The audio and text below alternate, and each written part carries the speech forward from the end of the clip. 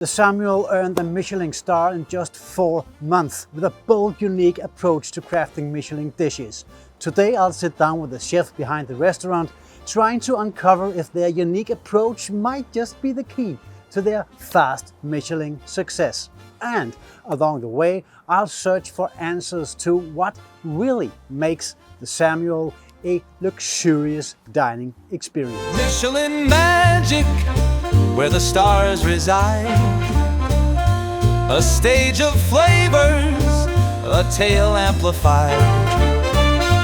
From raw ingredients to works of art, it's more than a meal, it's magic at heart. I had the restaurant Clue up until the first lockdown, Corona lockdown. And the whole idea was actually to reopen Clue again. But then this beautiful villa was listed. We were out here looking at the premises, and it was really the restaurant I never had before, the restaurant I never got. So I said to my business partner, I want this, and I want this to be even more than Clue, and I want to name it after my son Samuel. No, for sure this is going to be my hopefully my last restaurant, and I couldn't wish for a better location, a better building, better team or anything. To name it after your children, for me that's the ultimate thing you could do. Then everything has to be perfect because I'm doing it in his name.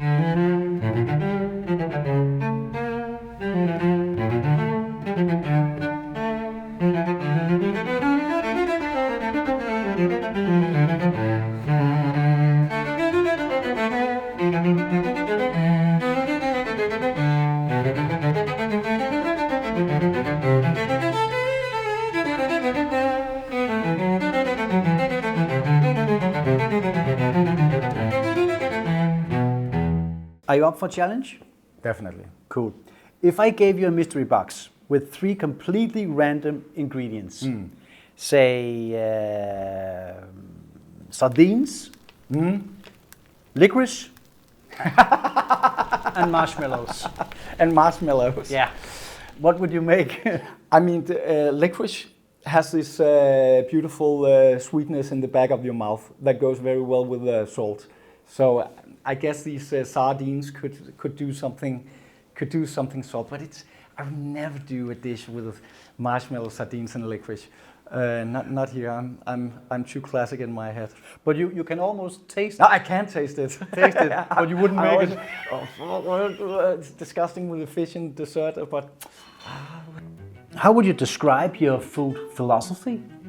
It's a good question, very good question. So I'm educated in southern France. My kitchen father, Christophe Dufault, is a really French chef, and it gave me the love for the South European cuisine. So I love the old classic craftsmanship, but I want to do these dishes and these techniques into my own kind of thing.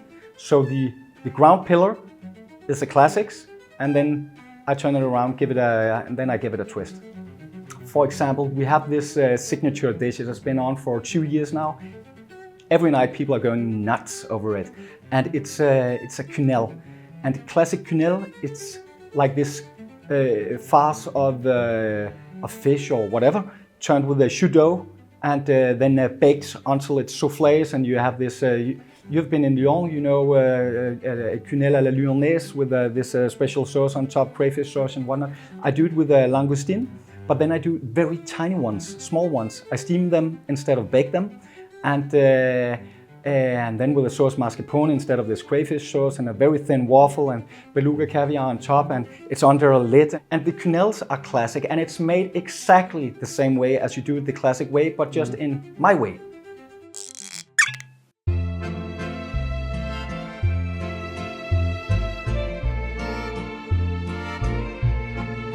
So I am the lucky partner with Jonathan. My role is maître d'hôtel. For me, it's an experience for the guests. They have to feel at home. They have to be comfortable. I would like people to have the feeling of them kind of like coming home to Jonathan and me. Light and space is luxury for me. And after that, it is to be around people who know what they're doing. It is to be where I don't have to think myself.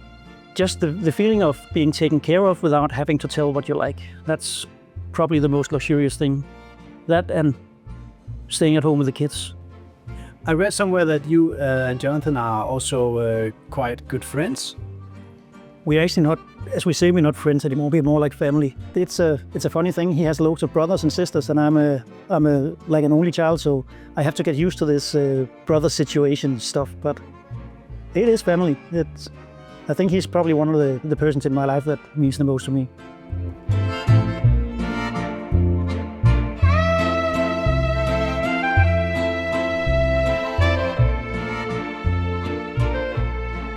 I've heard that here it's not the dish that defines the wine, but the wine that shapes the dish. First and foremost, is that true? And if so, how does that work? So the way we work here most of the times is finding the wines before creating the dish. Okay. And it goes back to this competition, World Championship in Food and Wine Pairing that I've won twice as a chef and a sommelier. But that way of working, then you can do the ultimate food and wine pairing because you can never change a wine, but you can always change a dish. You can always put more acidity, more salt, more sweetness, change element for the better to complement the wine.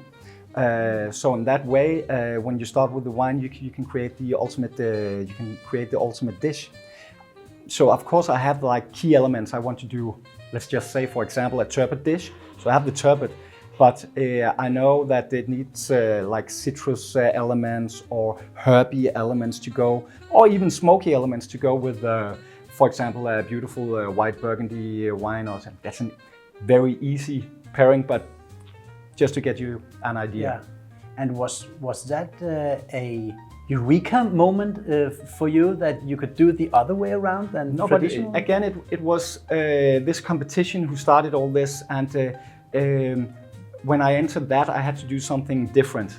And these wines, normally it's these sherry wines with the oxidized, some of them with the oxidized notes and quite complex. So you have to make an extra step, an extra effort to complement this wine and this food. But it works all the way around. Sustainability is a big topic in the world today, and I expect that in fine dining it's no different. How do you approach sustainability without compromising on luxury or flavor? Sure. It's a very good question, and it's something that we talk about all the time because all eyes are always on us from the business and from our guests and from everybody. So first of all, we have very low, how can you say, trash, garbage, waste? Waste, yeah. We have very low amount of waste because we're using everything. We have a lobster Dijon, like a main course with lobster. I cannot use all the lobster for that small dish. So we have like a amuse-bouche, a starter with lobster as well to use the rest of that. When that's said, we don't work by any norms here. So we don't work with for example, a span of 20 kilometers. All our produce have to come within 20 kilometers.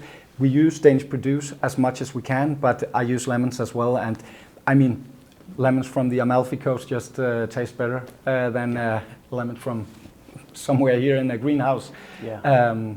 But as much as possible, we try to work sustainable.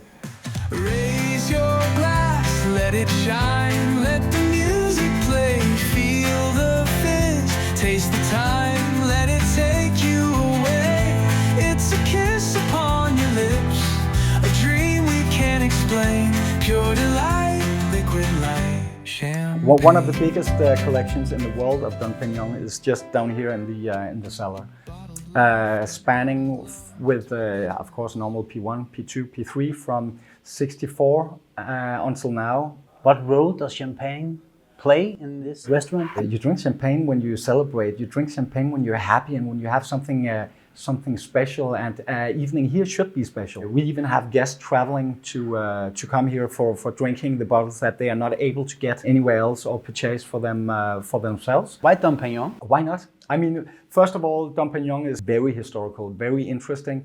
And then also, of course, it's a very big brand, but it's not where money and brand they don't comprehend, or actually you get a lot of quality for the amount of spent.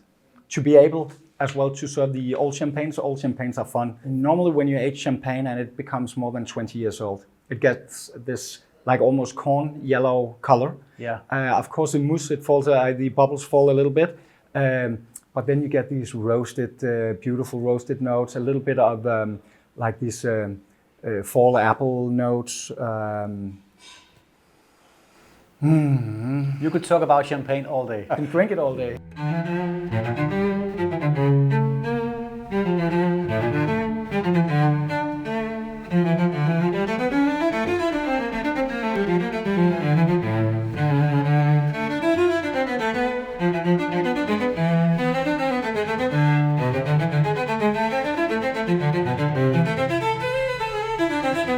How does the setting influence the dining experience? So the reason why we fell in love with the villa was that there are not much villas left in Copenhagen to make, or in the outer skirts of Copenhagen to make a restaurant. And you know, it has these old pillars downstairs and all the beautiful ceilings. And I think it has a huge impact on the experience to actually be able to carry a guest down to the beautiful wine cellars, to take them down to the cheese cabinet for their cheese servings. Just put something extra on the experience. And the art? So we love culture and art, everybody here, and the restaurant is designed with you know, Danish designed furnitures, Danish designed chairs and lamps, and then of course all this Danish art, both Cooper art from Carl Henning Pedersen, from Egil Jacobsen, from Michael Kvium. Our international guests, they have no idea what's happening here, but our Danish guests, Michael Kvium, everywhere, they really appreciate it.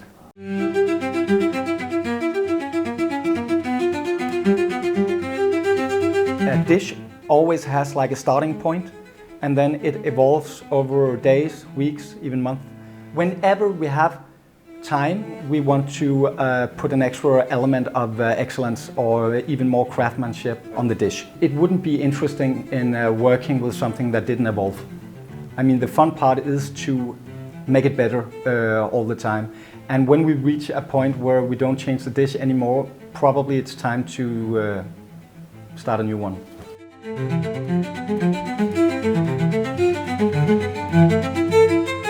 What does luxury mean to you on a personal level?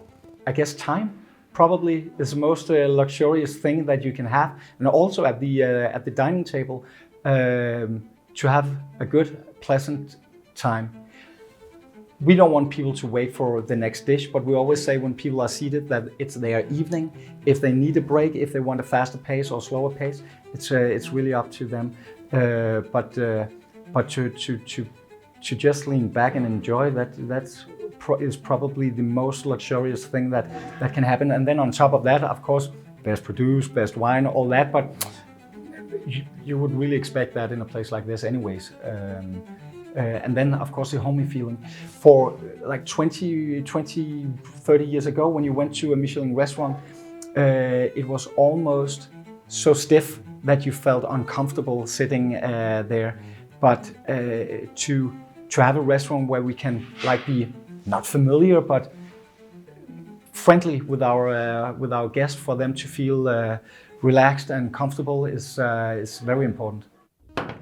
Before I leave the Samuel, there's one last thing. One of the key ideas behind Michelin Magic is that this journey isn't just about exploring fine dining, it's about uncovering the connections that exist between chefs, restaurants, and the philosophies that shape them. That's why in each episode we don't just end the journey here. We pass the torch to the next restaurant, continuing the exploration of what makes fine dining truly special and luxurious. There are so many to pick,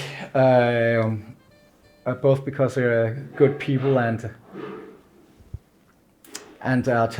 talented chefs. The most interesting now,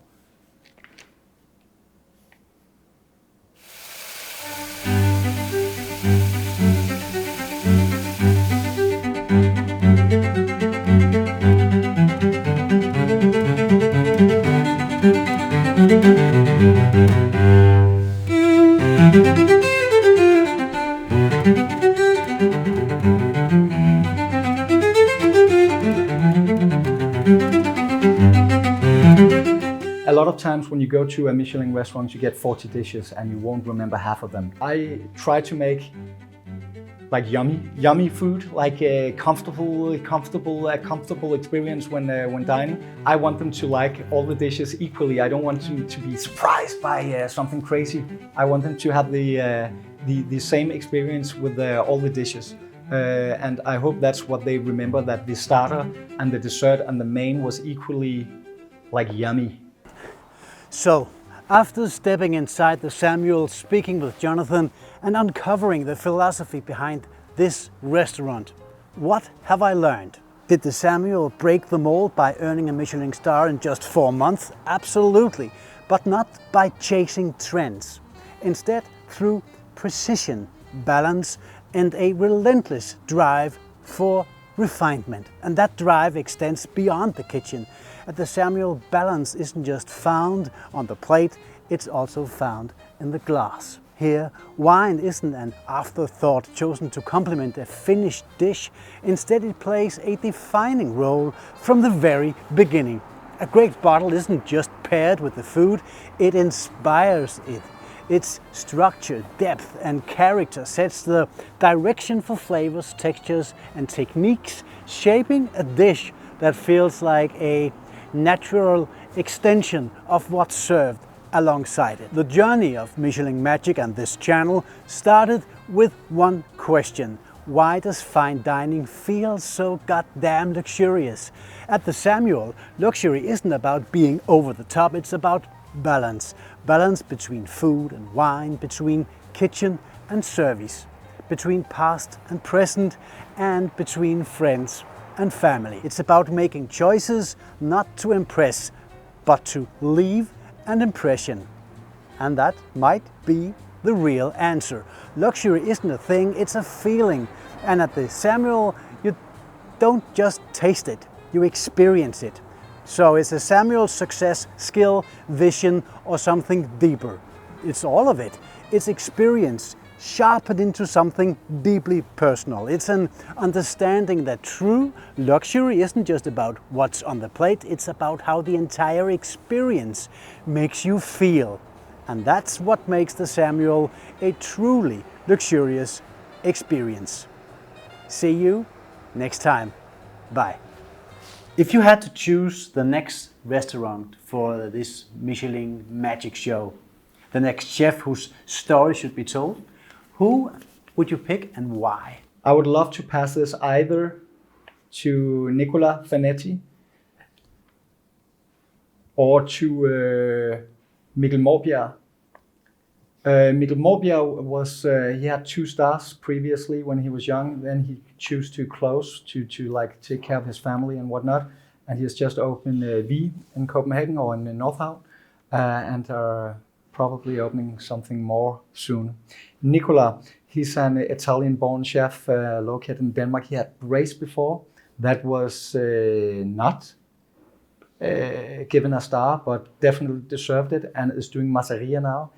And you know, with my love for South European cuisine, his pasta dishes, he will never get a star there because it's a trattoria, but his pasta dishes are worth 4 stars for sure. Michelin magic, an experience grand, where taste and senses forever expand.